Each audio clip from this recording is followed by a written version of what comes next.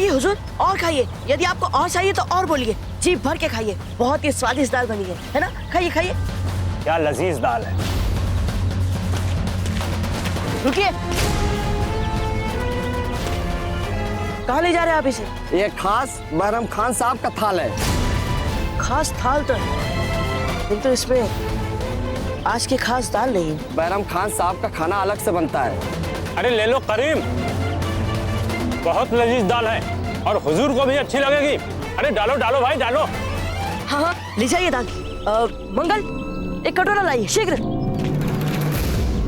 हम कह रहे हैं आपके हुजूर को बहुत स्वादिष्ट लगेगी ये दाल, देख लेना।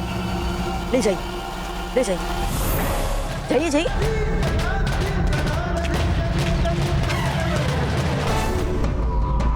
देखिए धीर भाई जी, हम यहाँ अतिथि हैं इनके, हमारी अपनी कई चिंताएं हो सकती हैं, किंतु गोद भराई समारोह में हम भाग ना लें ये ठीक नहीं होगा।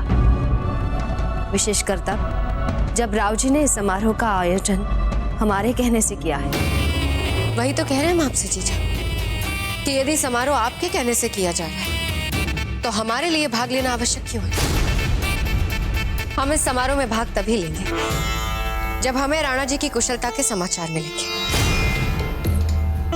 धीर बाई जी,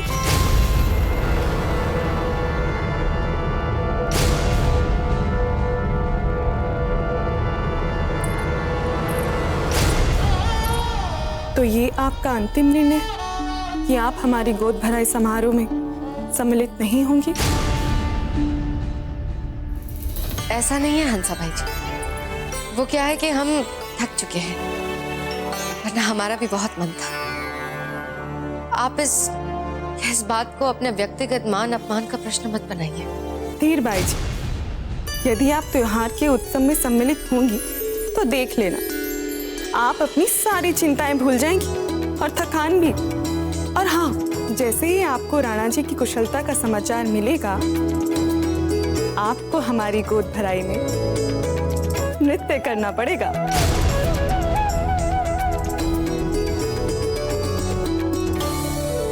ठीक है, पर राणा जी की कुशलता के समाचार मिलने के बाद ही हम नृत्य करेंगे। हाँ हाँ, मान ली आपकी बात, ठीक है।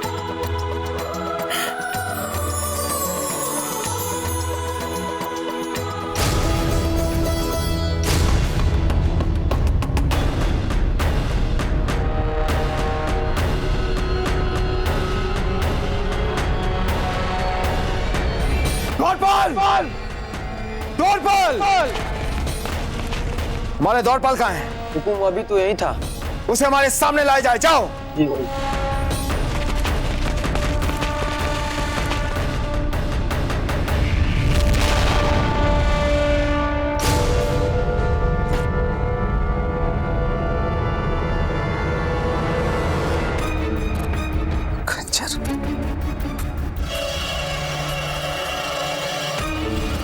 खंजर किसका है? और यहाँ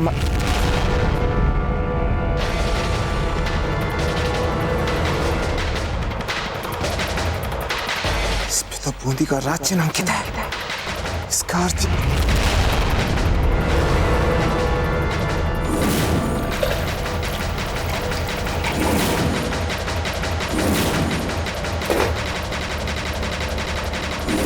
रोको उसे! राणा जी, आप ठीक तो हैं? रावत जी, आप हट जाइए यहाँ से। क्या हुआ राणा जी? आपके आदेश पर अकस्मात हमारे सभी सैनिक आपके द्वारपाल को ढूंढने गए। रावत जी हट जाइए। किंतु राणा जी हुआ क्या, बताइए तो। हमारे लिए बहुत ही लज्जा की बात है रावत जी कि हम पहचान नहीं पाए कि जो द्वारपाल हमारे निजी खेमे के लिए नियुक्त था वो राव सुल्तान था। क्या? हाँ रावत जी, राव सुल्तान।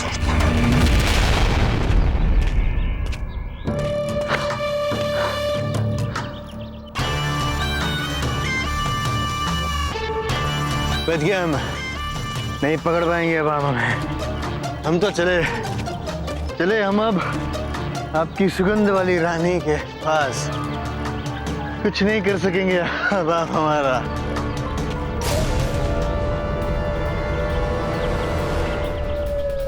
खंजर, हमारा खंजर खेमे में रह गया। खंजर लाने जाना पड़ेगा। वहां पे काले बालों वाला शेर होगा। नहीं, हमारे ही खंजर से हमें ही है ये हमने अपने हाथों से बनाया।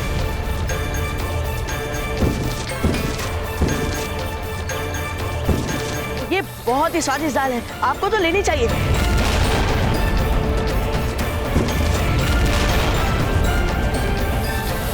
लीजिए लीजिए, बहुत ही स्वादिष्ट दाल है, लीजिए लीजिए।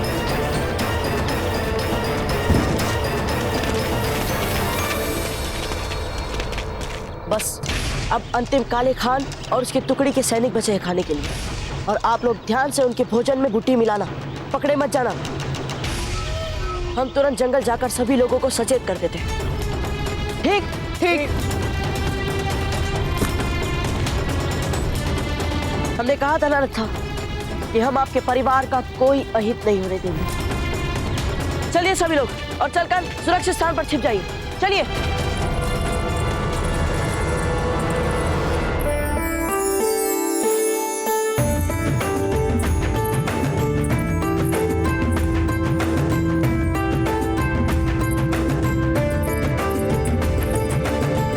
चलो हंसा, आपकी गोद भराई विधि विधान से हो गई। ईश्वर आपको स्वस्थ और सौभाग्यशाली संतान दे, जो अपना भी नाम करे और आपका भी नाम करे, कुल को तारे और भरपूर वैभव लाए।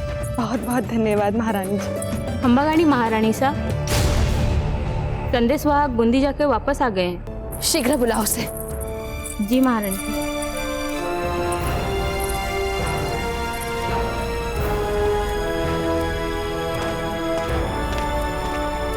अंबागानी रानी से आप राणा जी के कोई समाचार लाए हैं? वे सकुशल तो है ना? जी, राणा जी बिल्कुल कुशल और स्वस्थ है। एकलिंग जी, आपका लाख लाख आभार। आप राणा जी का उत्तर लाए हैं हमारे लिए।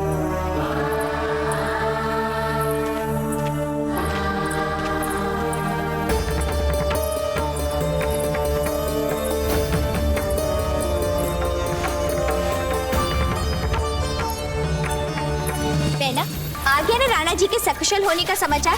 अब जो आपने वचन दिया था ना, वो आपको निभाना पड़ेगा। आपने ही कहा था ना, यदि राणा जी का सकुशल होने का समाचार आएगा तो आप हंसाबाई जी की गोद भराई पे नृत्य करेंगे। अब आपको नृत्य करना पड़ेगा। प्रेम पत्र बाद में पढ़ लीजिएगा।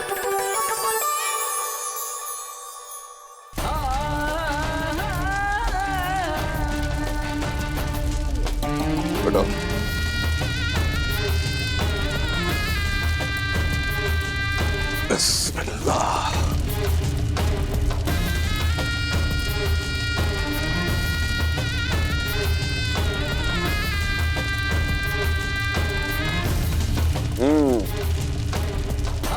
गांव वालों को तो हम दिल्ली ले जाएंगे। अम्बा बहुत ही लजीज खाना बनाते हैं। हुजूर, दाल नौच फरमाइए हुजूर। जिसने भी खाया हुजूर उंगलियां चाटता रह गया हुजूर। अच्छा,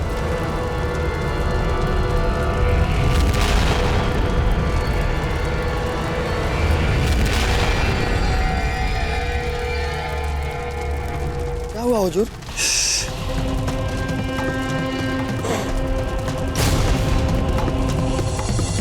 धतूरे के बीच। रुक जाओ,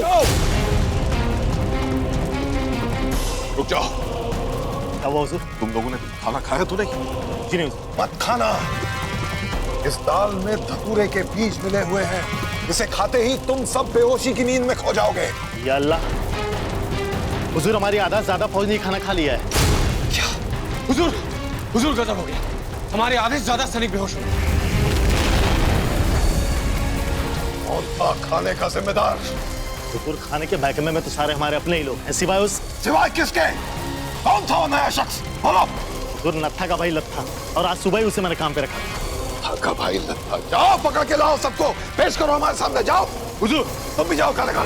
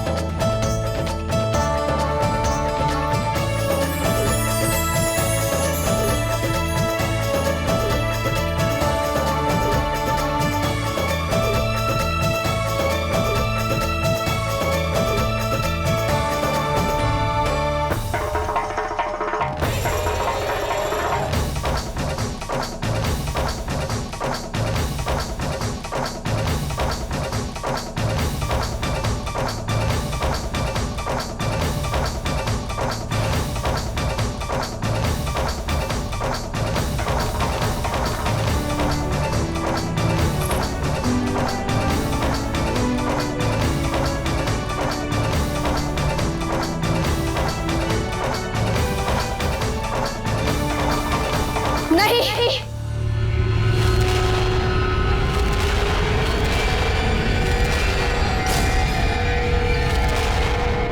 ये राणा जी का पत्र नहीं है।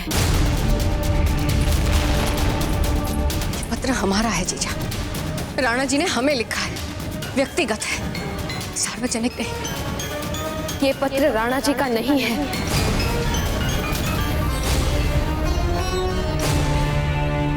मेवाड़ के वीर सिपाहियों, हम जानते हैं कि आप सभी रावत जी के नेतृत्व में आज दूसरे पहर बूंदी के राजमहलों पर आक्रमण करने जा रहे हैं।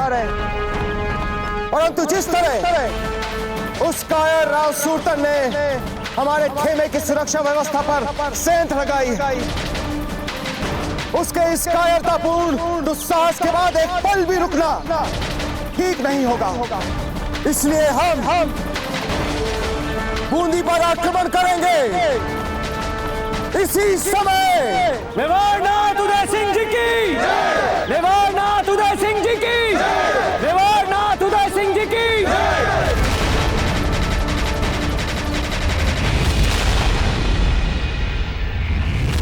कुंवर प्रताप, आप इस मार्ग से शीघ्र ही जंगल की ओर निकल जाइए।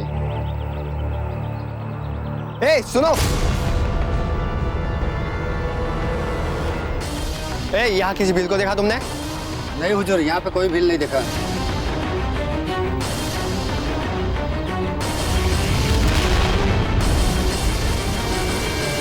हमें आपका पत्र मिला। हमें ऐसा लगा मानो रेगिस्तान की तपती धूप में प्रेम की ठंडी बाहर चल पड़ी है।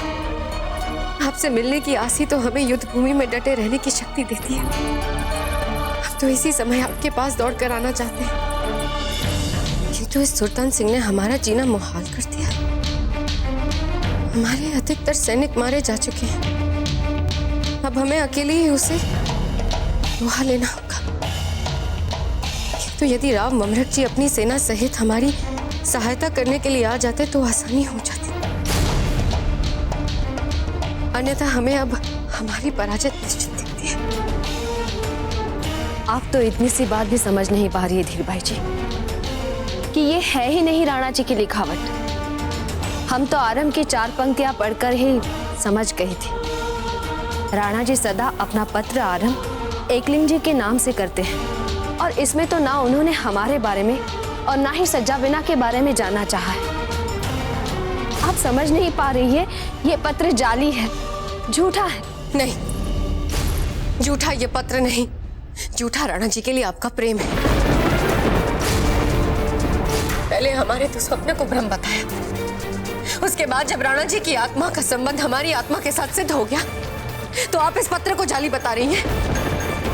राणा जी ने हमें स्नेह भरा पत्र लिखा, उसमें अपनी कठिनाइयां लिखी, तो आपसे सहा नहीं जा रहा है ना।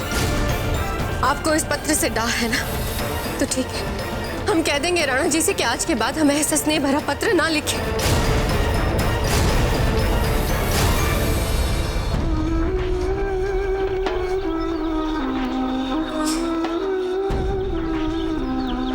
इन पत्तियों से धतूरे का असर कट सकता है।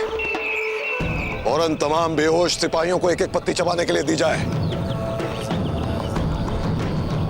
हुजूर, हमने पूरे गांव में देख लिया, लेकिन वो नत्था और उसके भाई कहीं नहीं मिले। उस नत्था की इतनी जुर्रत, यकीन नहीं हो रहा कि वो इतना हौसला दिखा सकता है। काले खान, नत्था सिर्फ एक प्यादा भी हो सकता है गुनाहगार कोई और हो। कौन हो सकता है वो? ये नत्था से हम इस बार कब, कहां और कैसे मिले थे?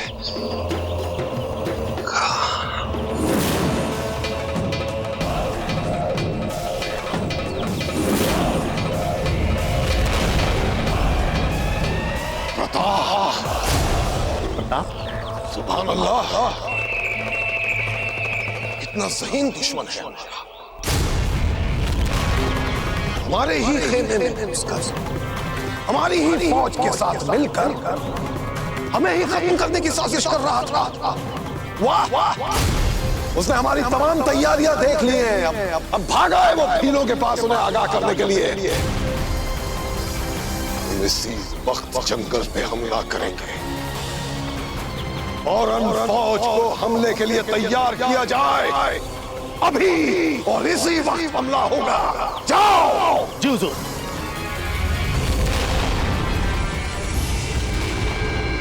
महारानी जी,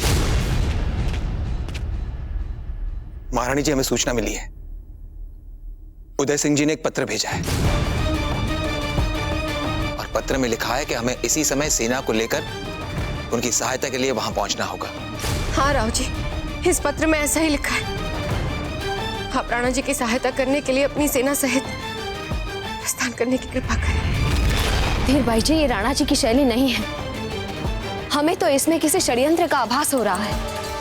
यहाँ राणा जी का जीवन संकट में है और आपको शैली की पड़ी है। आप जानती हैं कि आप क्या बोल रही हैं? आप अपने असुरक्षा के भाव में इतनी कुंठित हो चुकी हैं जीजा कि आप अपने सुहाग के साथ खेल रही हैं। शांत हो जाइए धीर भाई जी। मरमत जी, ये भोली है, भावुक है, राजनीतिक चालों से पूर्णतः अनभिज्ञ हैं ये। किंतु आप तो समझते हैं। हम आपसे विनती करते हैं, आप समाचार की सत्यता परखे बिना कुछ भी मत कीजिएगा। ऐसा मत कीजिएगा राव जी। राणा जी को आपकी आवश्यकता है। हम इतने भी मूर्ख नहीं हैं। जीजा, यदि आप जो कह रही हैं वो सही है तो आपके चरण हमारा शीश। पर यदि हम जो कह रहे हैं वो सही है तो आपको भी वैसा ही करना पड़ेगा। महारानी जी, हो सकता है आप सत्य कह रही हैं। आप मुझे एक बात बताएं, पत्र में मेवाड़ की राजमुद्रिका अंकित है? हाँ है। तब तो इसकी अवहेलना नहीं की जा सकती। हमें आज्ञा दें, हमें इसी समय सेना को लेकर राणा जी की सहायता के लिए जाना होगा।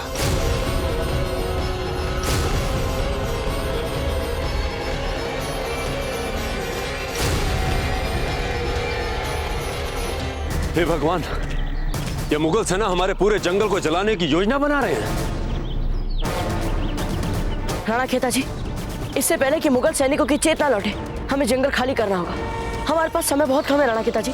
उचित है, हम जंगल से निकलने की योजना बनाएंगे। सबसे पूर्व महिलाओं और बच्चों को इस वन से बाहर निकाला जाएगा। नहीं आचार्य, हम ये जंगल छोड़कर नहीं जाएंगे, क्योंकि ये जंगल हमारा सब कुछ है, हमारा घर है। यदि ये जंगल जल गया तो हमारा सब कुछ जल जाएगा। जंगल नहीं तो हम भी नहीं। यदि मरना ही है तो इस जंगल में जलकर मरेंगे। पर ये जंगल छोड़कर नहीं जाएंगे हम। परंतु राणा नहीं कुंवर प्रताप, हम जंगल छोड़कर नहीं जाएंगे। यदि हमने जंगल छोड़ दिया तो हमारे वन देवताओं का हमें श्राप मिलेगा। हाँ, सरदार ठीक कह रहे हैं। यदि हमने ये जंगल छोड़ा तो वनदेवों का श्राप हमें नहीं छोड़ेगा। नहीं, हम ये जंगल नहीं छोड़ेंगे।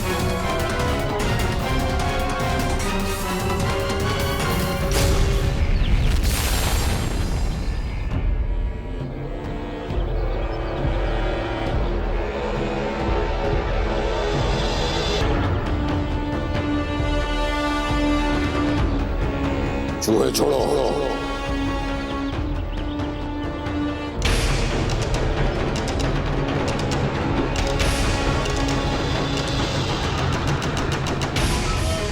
मशाल।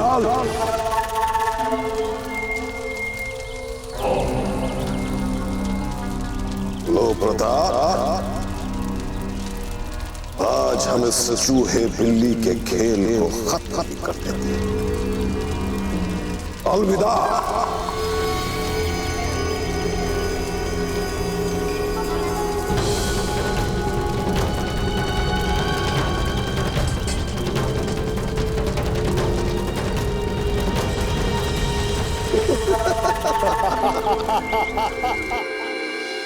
ठीक है, तो फिर बचने के लिए हम कोई दूसरा विकल्प सोचते हैं। आग लगी, आग लगी।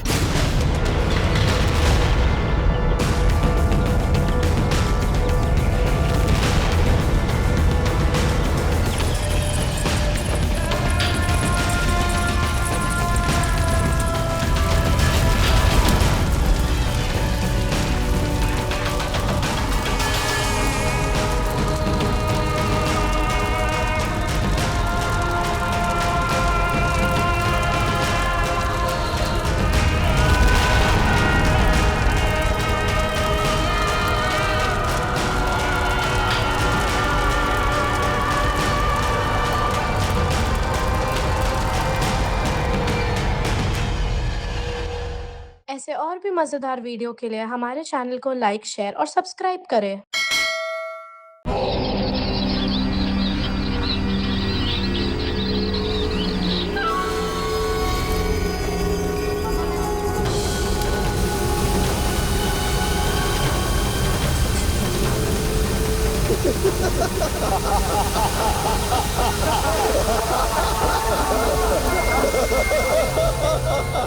मेरे कबीले वासियों, जिस दिन हम जन्म लेते हैं उसी दिन से हम मृत्यु की तरफ बढ़ना आरंभ कर देते हैं, क्योंकि हम सब जानते हैं मृत्यु से कोई नहीं बच सकता। परंतु हमें मृत्यु कैसी चाहिए इसका निर्णय हम कर सकते हैं। बैरम खान की लगाई आग हमारे जंगल की तरफ बढ़ रही है, हमारी तरफ बढ़ रही है। इसलिए हमारे पास केवल दो ही मार्ग हैं। या तो हम उस बैरम खान के सामने सर झुका दें, या गर्व से अपने इन जंगलों में जलकर मर जाए। इसलिए हमने निर्णय लिया है कि हम बैरम खान के सामने सर नहीं झुकाएंगे। हम अपने जंगलों में गर्व के साथ जलकर मरेंगे।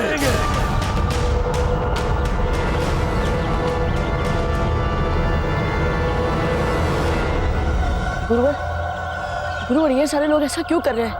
क्यों सारे कबीले का अग्नि समर्पण वाला बलिदान कर रहे हैं ये लोग, जबकि गुरुवर ये सारे लोग अपना जीवन सरलता से बचा सकते हैं?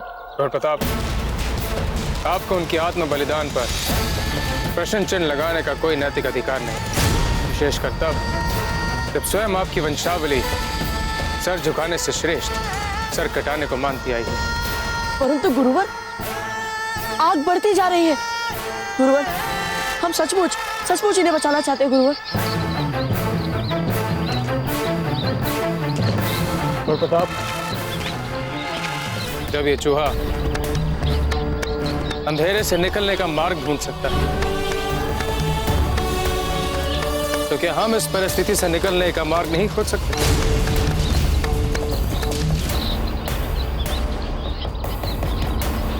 गुरुवर, हम जान गए हमें क्या करना है। हमें विश्वास था कि आप अवश्य ही कोई मार्ग ढूंढ निकालेंगे। समय बहुत कम है, जाइए उनका मार्गदर्शन कीजिए। क्या गुरुवर? रुकिए सभी लोग। आप सभी लोगों को जंगल में जलकर मरने की कोई आवश्यकता नहीं है। हम सब जिएंगे, किंतु इसमें हमें आप लोगों की सहायता चाहिए। हमने इसके लिए एक युक्ति सोच ली है राणा खेता जी।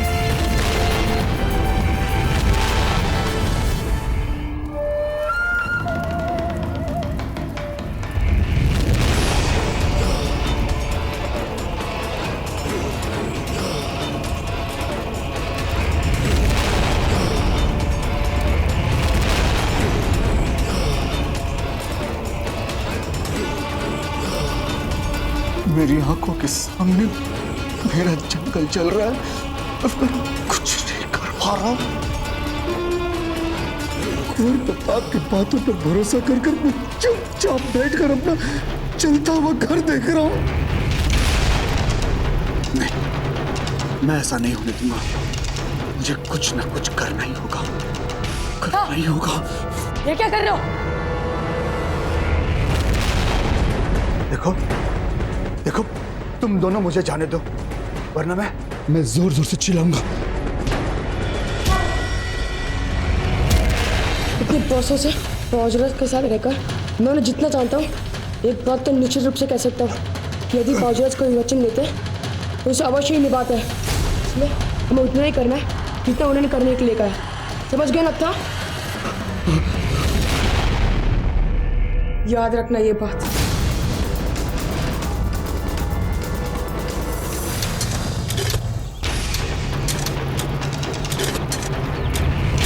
पूरे बल से रस्सी को कसिए।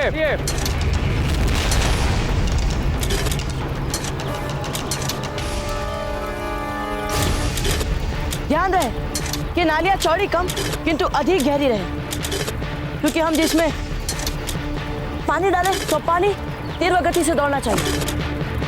कुंवर प्रताप, हमने आपके कहे अनुसार नालियां तो खोद दी और ये नालियां असंख्य चूहों के बिलों से जाकर मिल रही हैं, पर आपने ये नहीं बताया कि आपकी योजना क्या है।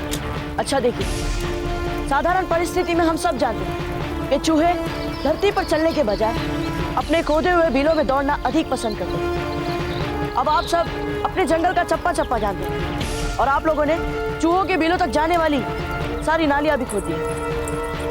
अब प्रश्न ये है कि हम इन नालियों का क्या करते हैं और अपनी ओर बढ़ती हुई आग को कैसे रोकते हैं। हम इन नालियों में इस प्रकार पानी डालेंगे। अब चूंकि सारी नालियां चूहों के बिलों की ओर जा रही हैं, तो जैसे जैसे ही हम इन नालियों में पानी भरते जाएंगे, सारे चूहों के बिल पानी से भर जाएंगे और पूंछ में बारूद बांधे चूहे जैसे ही अपने बिल में प्रवेश करेंगे, वे सामने से तेज बहाव से आता पानी देख घबरा जाएंगे और घबरा के वे जिधर से आए हैं उधर ही वापस चले जाएंगे। और जैसे ही चूहे पलटकर भागने लगेंगे, तेज बहाव से आता पानी उस आग को भी बुझा देगा जो चूहे अपने साथ लाएंगे। तो यूं हम चूहों को वापस वहीं भेज देंगे जहां से वे आ रहे हैं और उनके साथ उनकी पूंछ में लगा वो बारूद उसी दिशा में वापस चला जाएगा जहां से वे आ रहे हैं।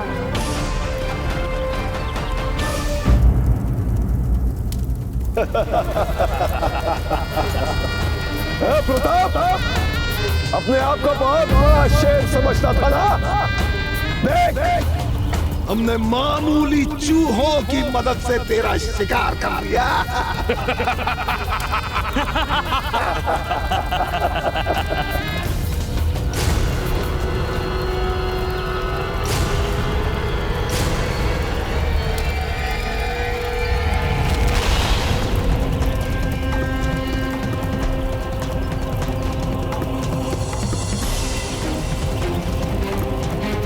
हुजूर, हमारे चूहे लौट के वापस आ रहे हैं।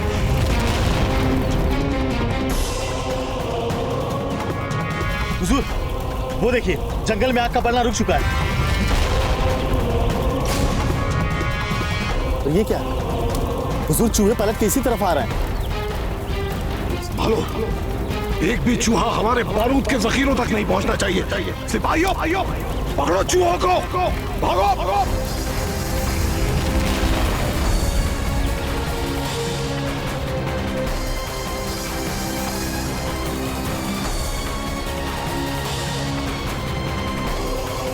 इस चूहे को संभालो, ये बारूद की तरफ बढ़ रहा है, संभालो इसे,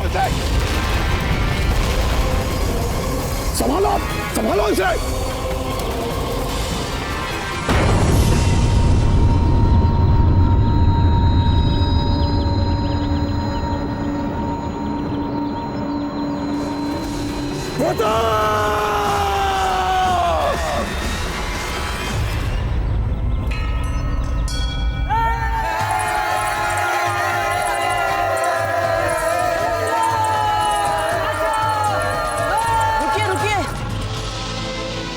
ये तो हो गया, परंतु हम उस आग का क्या करेंगे जो जंगल में लग चुकी है?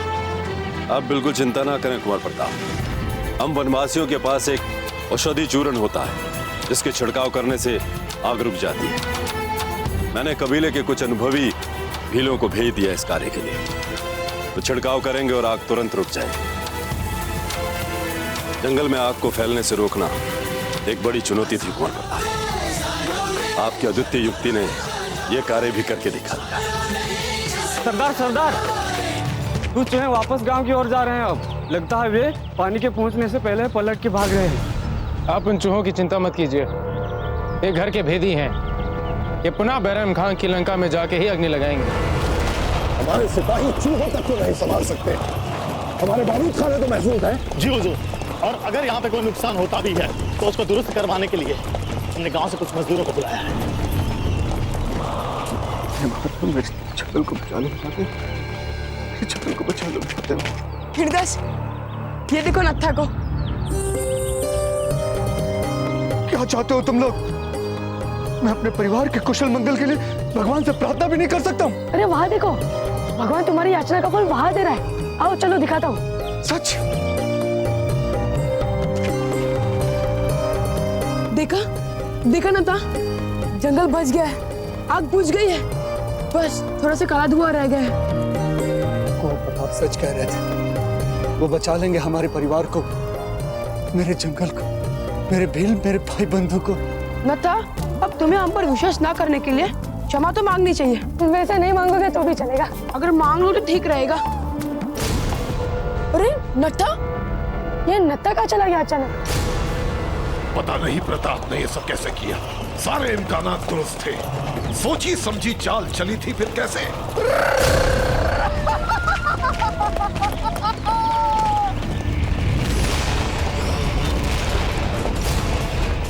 अरे वो रहा नत्था। ये नत्था पागल हो गया क्या? अरे आ जाओ चुपचाप। बैराम खान बड़ी बड़ी डींगे हाँक रहा था ना, आकर अपनी बड़ी बड़ी आंखों से देख ले, तेरी 40,000 सैनिकों की सेना भी कुंवर प्रताप का कुछ नहीं बिगाड़ पाई। फौरन इस कमजर्फ को हमारे सामने पेश किया जाए।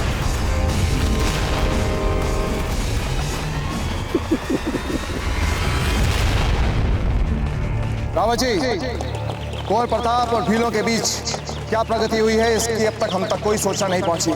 क्या भीलों ने बैरम खान को जंगल से निकलने का रास्ता दिया है या नहीं? जी नहीं राणा जी, बैरम खान और उसकी सेना ने अब तक भीलों का जंगल पार नहीं किया, क्योंकि यदि ऐसा हुआ होता तो हमारे विशेष गुप्तचर हम तक ये समाचार अवश्य पहुंचा चुके हैं। एक बार हम राव सुल्तान से निपट लें, उसके बाद कुंवर प्रताप की सहायता के लिए भी हम पहुंच जाएंगे। रावत जी, सैनिकों, एक बात ध्यान रहे, राव सुल्तान पर कोई आक्रमण नहीं करेगा। राव सुल्तान हमें जीवित ही चाहिए। हमें तुरंत ही बिजोलिया की ओर हमारी सेना के साथ कूच करें। यूसुफ खान जी, आपको क्या करना है हम बताएंगे या आप बताएंगे? हम बताएंगे। आपको यहाँ रह के बूंदी की रक्षा करना। क्या पता कहीं वो उदय सिंह जी यहाँ पे ना आ जाए बूंदी पे आक्रमण करने के हेतु। समझ गए ना आप? तो आप यहाँ रहेंगे और आप हमारे साथ चलेंगे। चलिए। मगर हुजूर आला, बैरम खान साहब को इस मंसूबे के बारे में तो इल्म नहीं है। उनके हुक्म के बिना हम ये मुगल छावनी कैसे छोड़ेंगे? यूसुफ खान जी, आप मूर्ख हैं क्या? मूर्ख दिखते तो नहीं है, समझदार दिखते हैं। आप तो समझिए, वहां पे बिजोलिया में मेवाड़ का राजकोष है। हुकुम। उदय सिंह बड़ी ही तीव्र गति से अपनी पूरी सेना के साथ हमारे मुख्य द्वार की तरफ चले आ रहे हैं। घबराने वाली कोई बात नहीं, घबराने वाली। हमने तो कहा ही था कि उदय सिंह जी यहाँ आएंगे आक्रमण करने के लिए, और आए। यूसुफ खान जी, आप संभाल लीजिएगा।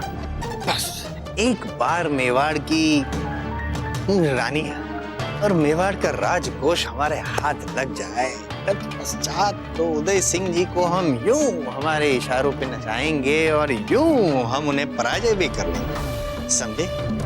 समझे जी बाबा? मेरे प्यारे नमक हराम, एहसान फरामोश दोस्त, बोल क्या करूं मैं तेरा?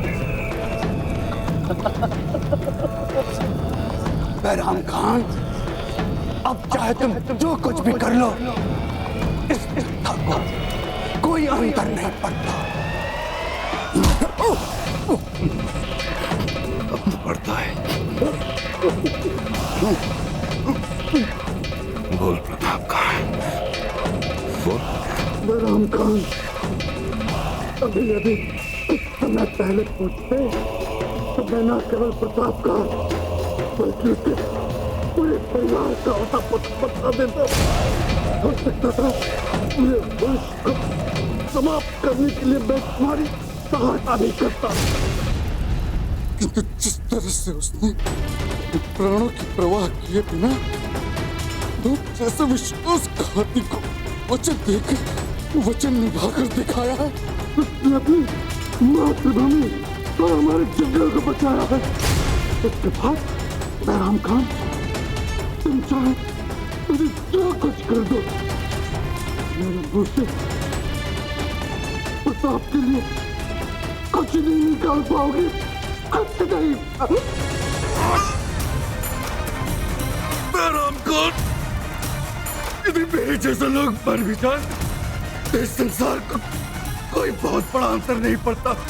पर हाँ, यदि कुंवर प्रताप को जीवित रखने के लिए हम जैसे लोग मरते हैं, बहुत बड़ा अंतर पड़ता है, बहुत बड़ा अंतर पड़ता है। मेरी सलाह मान लो, लौट जाओ दिल्ली, जाकर कह दो अपनी बादशाह को कि भले वो पूरी दुनिया पर हुकूमत कर ले, लेकिन जिस धरती पर कुंवर प्रताप जैसा इंसान जीवित है उसको कभी नहीं मिल सकता। वो मेवाड़ पर कभी अपना अधिकार नहीं कर पाएगा।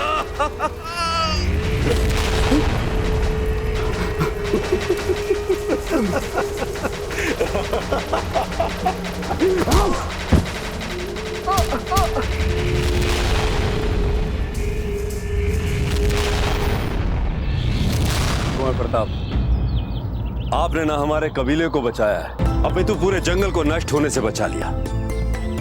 मैं सारे कबीले की तरफ से आपका आभार व्यक्त करता हूँ। राणा खेता जी, हमने जो कुछ भी किया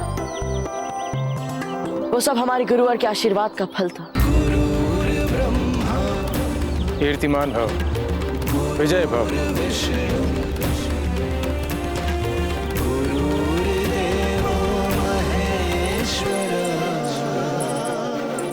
ये हमारी वन देवी का रूप है। इसे हमने आपके लिए एक ही पत्थर से बनाया है और ये आपके लिए बहुत ही भाग्यशाली हो।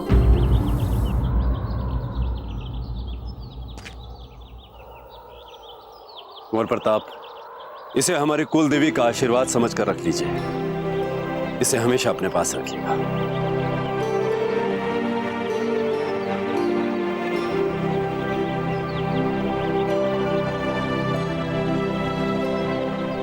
बहुत बहुत धन्यवाद। किंतु जब हम वापस यहाँ आएंगे तब इन्हें अवश्य अपने साथ मेवाड़ ले जाएंगे।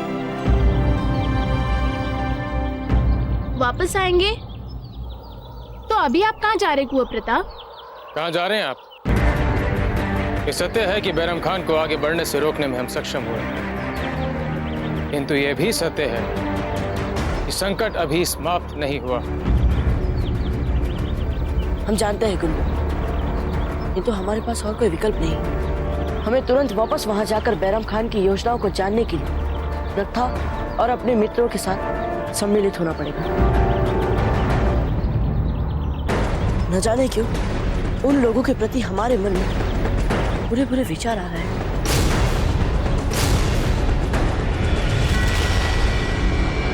तीन तक गिनेंगे, सिर्फ इतना ही वक्त है तेरे पास। अगर तूने बता दिया तो ठीक है, नहीं तो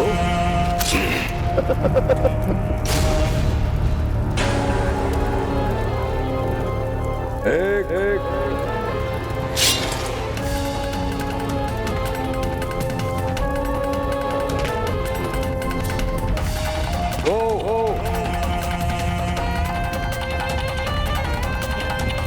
प्रताप कहाँ है?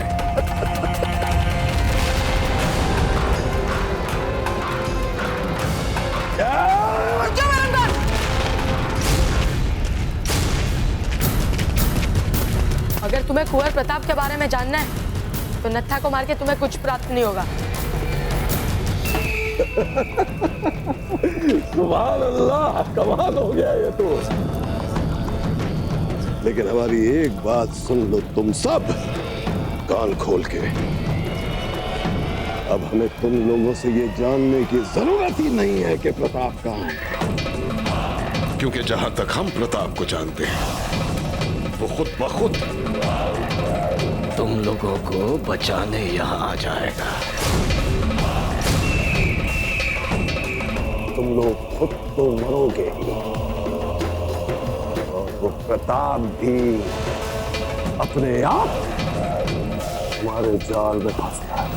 बैरम खान, तुम्हारे लिए हर जीवन मात्र एक चाल हो सकती है, किंतु हमारे लिए नहीं। हम अपने आंखों के सामने अपने मित्र को मरते हुए नहीं देख सकते।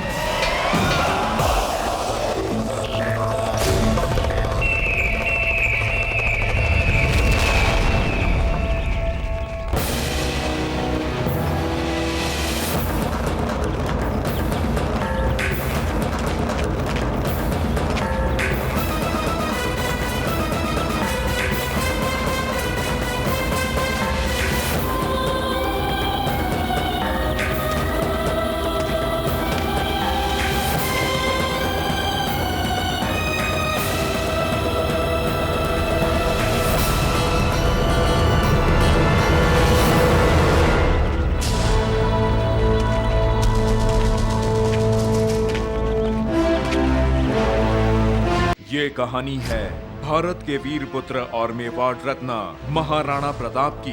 बैरम खान भीलों के जंगल में आग लगा देता है, जिससे अपनी योजना के अनुसार कुंवर प्रताप उसे रोकने में सफल हो जाते हैं। और दूसरी ओर बूंदी में राव सुल्तान बिजोलिया जाने के लिए अपनी सेना तैयार करता है। उधर बैरम खान नथा को पकड़ लेता है और उससे प्रताप के बारे में पूछता है। और तभी चक्रपाणी और वेनीदास नथा को बचाने वहां पहुंच जाते हैं। कुंवर प्रताप अपने दोस्तों को बचाने हेतु मुगल छावनी में चेहरे पर मिट्टी लगाकर प्रवेश करते हैं। अब आगे।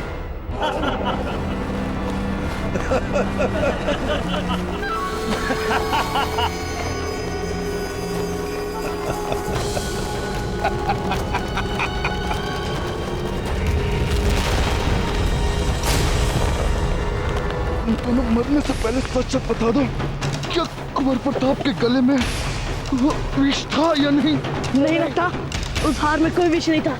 प्रताप ने तुम पर विश्वास क्यों लगता? मैं स्वयं अपने ऊपर विश्वास करता, उससे पहले ही कुंवर प्रताप ने मुझ पर विश्वास किया। प्रताप, हम जानते हैं तुम यहीं आसपास कहीं छुपे हो। अगर तुम चाहो तो हम तुम्हारे दोस्तों के साथ सारा दिन खेल सकते हैं, मगर ये बेचारे जिंदा नहीं रहेंगे सारा दिन। थोड़ी देर में मौत के घाट उतर जाएंगे।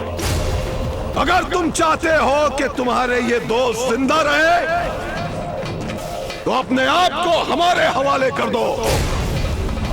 हमारा वादा है कि जैसे ही तुम अपनी जान हमारी हथेली पे रखोगे, हम तुम्हारे दोस्तों की जान बख्श देंगे। ये बैरम खान का वादा है। किसका वादा है? किसका वादा है? मुगलिया फौज का वादा है।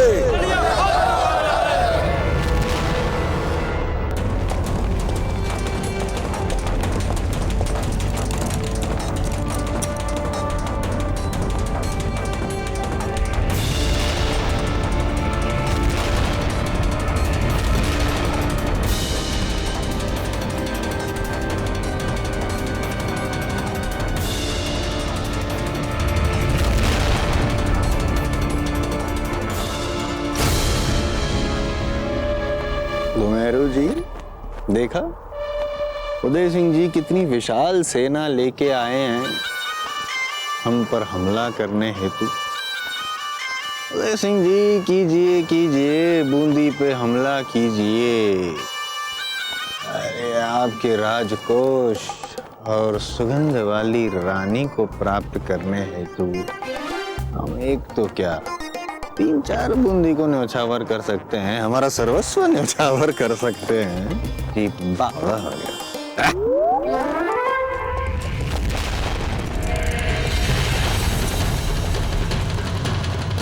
रावत जी, हम मुगल सेना अध्यक्ष को संभालते हैं। उन्हें अवश्य पता होगा कि राव सुल्तान कहाँ है। आप बाकी की सेना को संभालिए। जी राणा जी।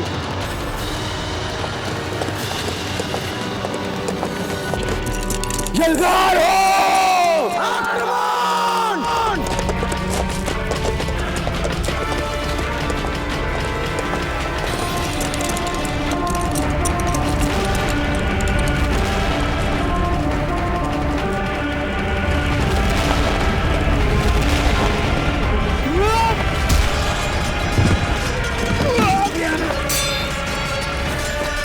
आओ उदय सिंह, तुम्हारे साथ दो हाथ करने का मुझे कब से इंतजार था। आज अल्लाह ने ये मुराद भी पूरी कर दी। आओ देखें तुम्हारी शमशीर में कितनी धार है। यूसुफ खान, हमें तुमसे लड़ने में कोई रुचि नहीं है। तुम तो भाड़े के विदेशी सैनिक हो। हमें ये बता दो कि वो राव सुल्तान कहाँ है। हम तुम्हें यहाँ से चुपचाप जीवित जाने देंगे। तुम एक बात भूल रहे हो उदय सिंह, मैं सुल्तान सिंह के साथ हूँ, लेकिन सुल्तान सिंह नहीं हूँ। मैं हमेशा अपने दुश्मन को कड़ा मुकाबला दिया करता हूँ। लो संभालो।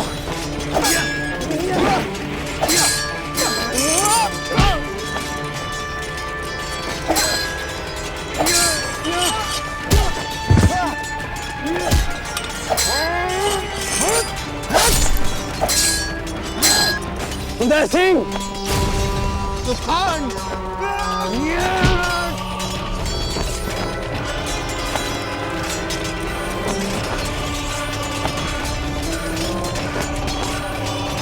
हम तुमसे अंतिम बार पूछ रहे हैं यूसुफ खान, बताओ कि राव सूरतन कहाँ है? उदय सिंह, सूरतन सिंह उतना बेवकूफ नहीं है जितना तुम उसे समझते हो। बहुत जल्द वो तुम पर उस जगह वार करने वाला है जिसका तुम कोई जवाब नहीं दे पाओगे। उसे बर्बाद कर देगा वो तुम्हें। यूसुफ खान! सज्जा जीजा, अब आपको जीजा को छोड़कर हमें अपना आदर्श मानना आरंभ कर देना चाहिए। वो तो हम थे जिससे सही समय पर सही निर्णय ले लिया। संकट में घिरे राणा जी की सही समय पर सहायता हो गई। यदि जीजा की बात सुनते तो न जाने हमारे राणा जी किन संकटों में जूझ रहे होते। अच्छा हुआ जीजा जो हमने आपकी बात नहीं सुनी। बेना, हमें तो लगता है आपको मेवाड़ के महल में ही रहना चाहिए था, क्योंकि जब से आपसे आपका महल छूटा है आपकी बुद्धि लगता है ज्वरग्रस्त चल रही है। सच्चा बेना। धीरबाई जी, हमने भगवान से सच्चे मन से प्रार्थना की है कि इस बार आपने जो हठपूर्वक करवा लिया है वो सुफल लाए। अब सही निकले, राणा जी कुशल हो, किंतु यदि आप गलत निकली तो बहुत बड़ा मूल्य चुकाना पड़ेगा आपको धीरबाई जी। रानी सा, एक बहुत बड़ी सेना तीव्र गति से हमारी महलों की तरफ बढ़ती चली आ रही है। अवश्य राणा जी होंगे। ममरक जी की सहायता से युद्ध में विजय होकर लौट रहे हैं। जाके मुख्य द्वार खोलने का आदेश दे दीजिए। भव्य स्वागत करेंगे हम राणा जी का। और जीजा, इस बार राणा जी का स्वागत हम ही करेंगे, क्योंकि हमारी बात का बार बार विरोध करके आपने राणा जी का स्वागत करने का नैतिक अधिकार खो दिया है। कहीं ऐसा ना हो जीजा कि हमारी बात का बार बार विरोध करके आपको मूल्य चुकाना पड़े।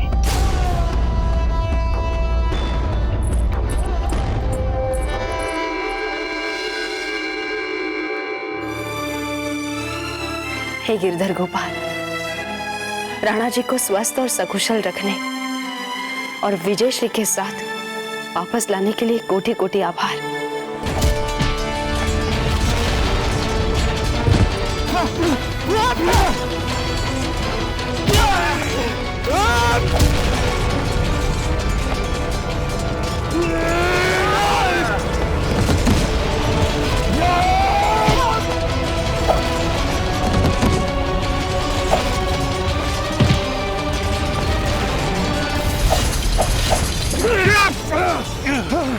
जब तुम जानते हो कि तुम एक कायर राजा के लिए लड़ रहे हो तो फिर क्यों अपने प्राण देना चाहते हो? क्योंकि मैं सुल्तान सिंह के लिए नहीं, अपने बादशाह जलालुद्दीन और बैरम खान के लिए लड़ रहा हूँ, कि तुम्हारे पूरे राजपूताना को एक दिन खत्म कर देंगे। हाँ, खत्म कर देंगे। राजपूताने को खत्म करोगे? हाँ, वो भी तुम लोग। ये तो समय बताएगा।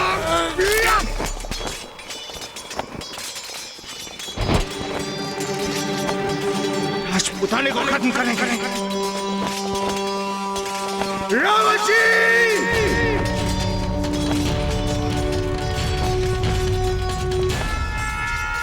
विजय हमारी है। जय क्लिंग जी! जय क्लिंग जी! जय क्लिंग जी! जय मेवाड़! जय मेवाड़! जय मेवाड़! जय मेवाड़! बूंदी के सैनिकों, तुम्हारा राजा राव सूरतन बूंदी छोड़कर भाग चुका है। तुम्हारा भाड़े का विदेशी सेनाध्यक्ष ये यूसुफ खान मारा जा चुका है। चुपचाप आत्मसमर्पण कर दो। तुम लोग युद्ध हार चुके हो।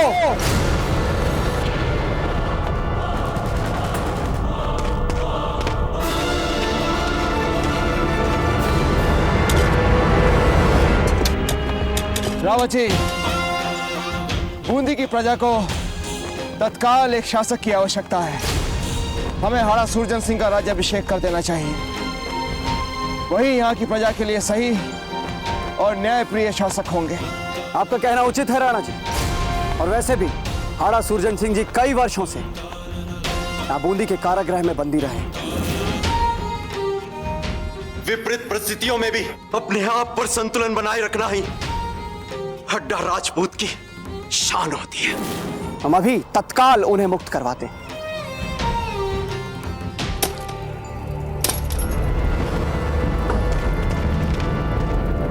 कौन है? कौन है वहां पे? चले जाओ यहां से और कह दो अपने अत्याचारी सुरतन सिंह से इस जीवन में ये सर उसके सामने कभी नहीं झुकेगा।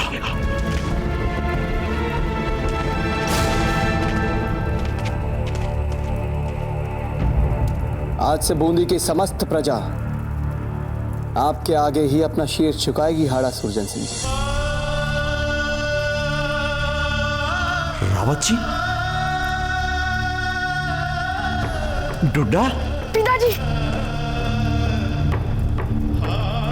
पता है पिताजी, राणा जी ने अपनी सेना सहित आके उस राव सुल्तान को हरा के भगा दिया। आपकी प्रजा आपकी प्रतीक्षा कर रही है।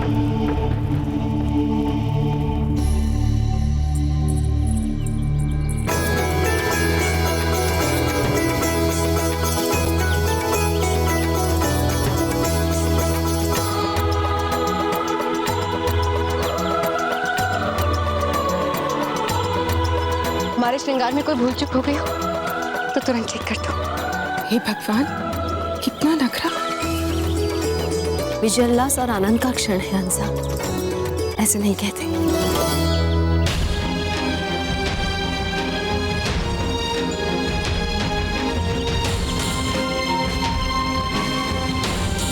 हाँ सुरसन सिंह जी की, हाँ सुरसन सिंह जी की, हाँ सुरसन सिंह जी की, हाँ सुरसन सिंह जी की, हाँ सुरसन सिंह जी की।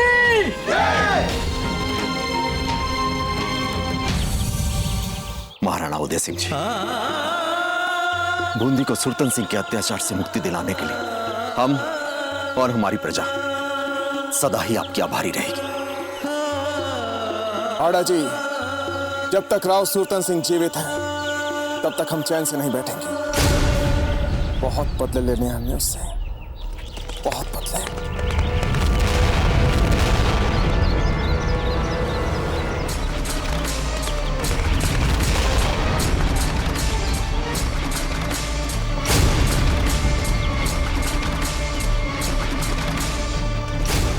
मामलक जी, आप यहाँ? राणा जी, आप यहाँ? मामलक जी, आप हमारी रानियों को बिचौलिया में अकेला छोड़कर यहाँ बूंदी में क्या कर रहे हैं? आपने बुलाया था, संदेश भेजा था। हम तो अपनी पूरी सेना लेकर आपकी सहायता के लिए यहाँ हैं। क्या? हमने कौन सा संदेशा भिजवाया था आपको?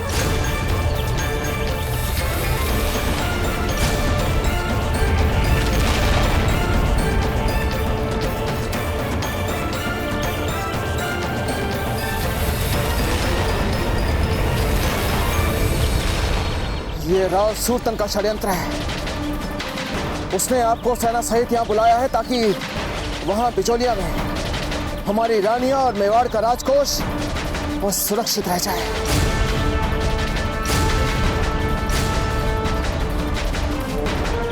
राव सुरतन,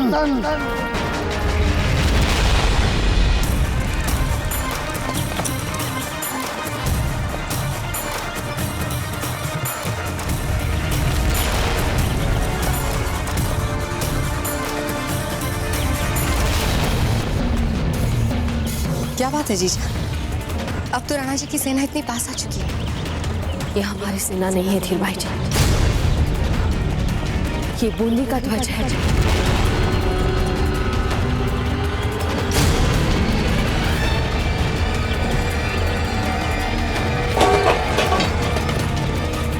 मुख्य द्वार बंद करो। चलो चलो।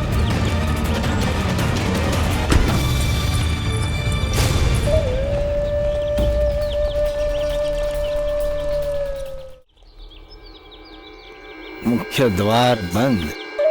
सुगंध वाली रानी, आप चाहे दुर्ग के मुख्य द्वार बंद करें या अपने मन के द्वार, हम तो हमारा कार्य करके जाएंगे।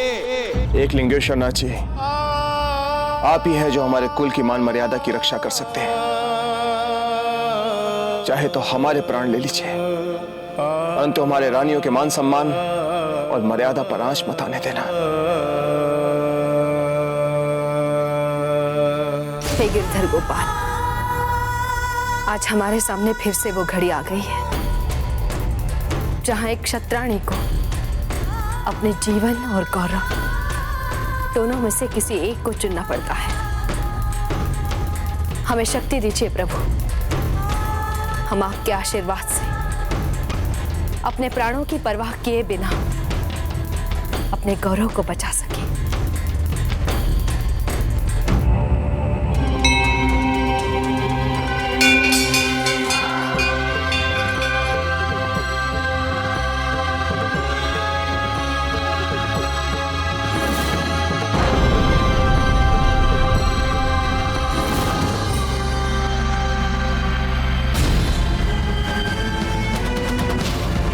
हे प्रभु, आज हम आपके सामने प्रण लेते हैं कि अब चाहे हमें अपने प्राण ही क्यों ना निछावर करने पड़ जाए, हम अपने लिए अपने मित्रों को मरने नहीं देंगे।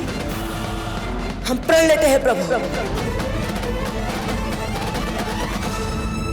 हम जानते हैं आप सभी हमारे बिजोलिया किले के द्वारपाल और दुर्ग रक्षक हैं, किंतु आप सभी में से अधिकांश के पास युद्ध का अनुभव भी नहीं है।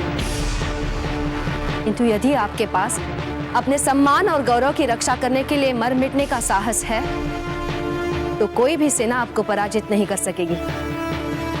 हम आपसे निवेदन करते हैं कि आप सब सुरतन सिंह की सेना के साथ तब तक लोहा लेते रहेंगे जब तक राणा उदय सिंह और मामरक जी अपने सेना सहित वापस नहीं आते। हम पर विश्वास रखिए महारानी साहब, जब तक हम जीवित हैं राव सुरतन सिंह को किले के अंदर नहीं घुसने देंगे।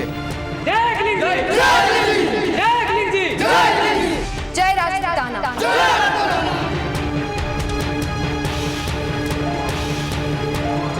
तो यह है आपकी सुरक्षा योजना। मुट्ठी भर द्वारपाल और दुर्ग रक्षक, इतनी बड़ी सेना के सामने बूंदी की विशाल सशस्त्र सेना ने हमें चारों ओर से घेर लिया है। कब तक सामना करेंगे?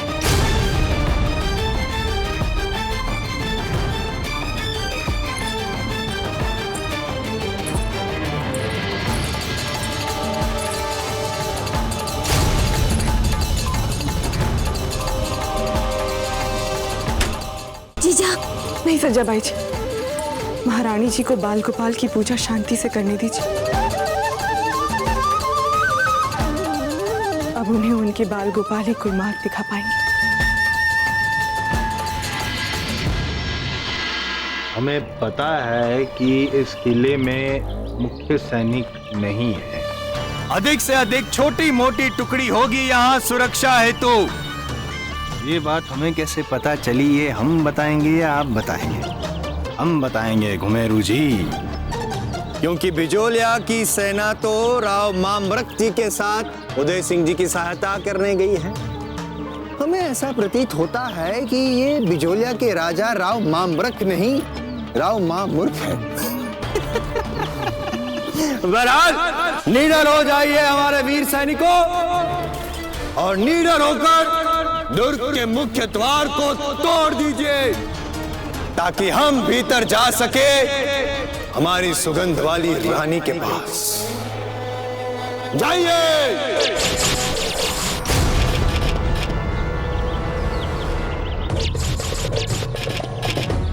हुकुम, आप तो कह रहे थे कि यहाँ कोई सेना नहीं है, तो फिर हम पर ये तीरों की बौछार कौन कर रहा है भीतर से? हमारे पास दिव्य दृष्टि है, जो हम देख सके उस पार क्या चल रहा है। जहाँ आप खड़े हुए हम खड़े हैं, जो आपको दिख रहा है हम दिख रहे हैं, तो जो कि आपको लगेगा हमें नहीं लगना चाहिए। समझे आप? हमारी सुरक्षा कीजिए और पता कीजिए कि तीर कहां से आ रहे हैं। हुकुम, इनके तीर में वो गति नहीं जो हमारे सैनिकों को भेद सके। हम क्यों ऐसे डरे हुए हैं, झुके हुए क्यों हैं? घुमेरू जी, इसका अर्थ ये हुआ कि किले के भीतर एक भी नियमित सैनिक नहीं है। शेर से कौन बच पाएगा अभी? मार डालो सबको।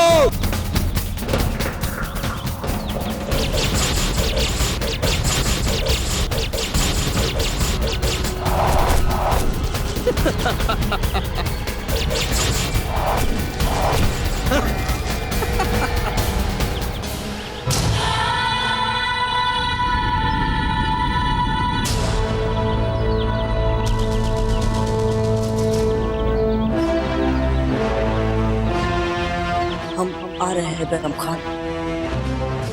अरे रे रे, लगता है इस बार तुम्हारे दोस्त ने तुम्हें शेर का शिकार होने के लिए छोड़ दिया। बैरम खान, अपने लोगों के सामने अपने आप को शेर कहने से कोई शेर नहीं बन जाता। तुम कोई शेर नहीं, एक लोमड़ी हो लोमड़ी, जो अपने ही मार्ग में अपनी चालाकी और क्रूरता को वीरता मान के नाचते रहता है। तुम्हें क्या लगता है बैरम खान कि प्रताप तुम्हारी बातों में आकर या तुमसे लड़ने के लिए आएगा, वो भी अकेले? ऐसा सोचना तुम्हारी सबसे बड़ी भूल है बैरम खान। प्रताप तुम्हारी ही चाल से तुम्हारा ऐसा शिकार करेगा कि तुम देखते रह जाओगे बैरम खान, देखते रह जाओगे। नहीं, हमारे मित्र हमें बैरम खान के सामने ना आने का संकेत तो नहीं दे रहे।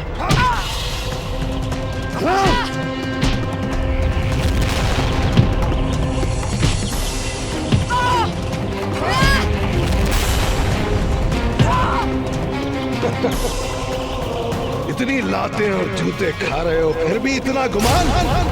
यानी हमारा ये खेल इनके लिए हल्का निकला? हाँ? कोई बात नहीं, इनके साथ कोई दूसरा खेल खेल, कोई बहुत बड़ा खेल खेल। बैरम खान, इससे भी भयंकर खेल खेले, इससे पहले हमें हमारे मित्रों को बचाना होगा।